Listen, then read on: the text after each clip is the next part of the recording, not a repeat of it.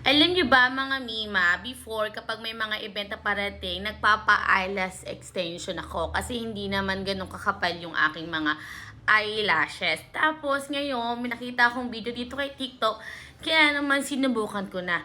Sino hindi nakakilala dito sa Focalor Fox Style? Sa mga tulad kong manipis at maiksi ang pilik mata, eto na yung sagot mga madam ko.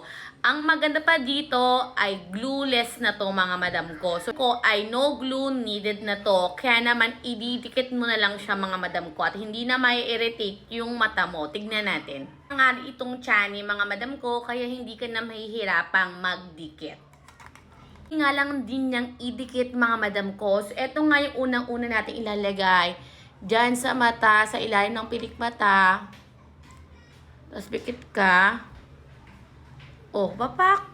Oh, kita mo yan. So, meron tayong una eyelashes. So, ididikit naman natin yung pangalawa.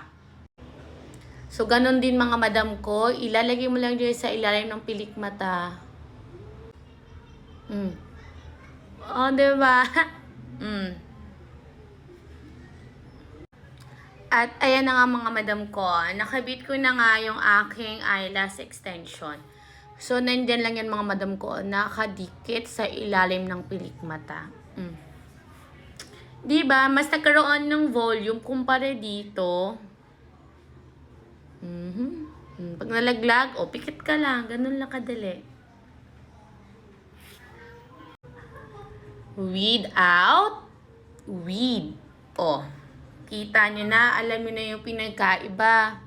Mga madam ko, dahil reusable siya, so magagamit mo siya ng ilang beses sa mga event mo, diba? At hindi siya nakakairita ng mata kasi madali lang din siyang tanggalin.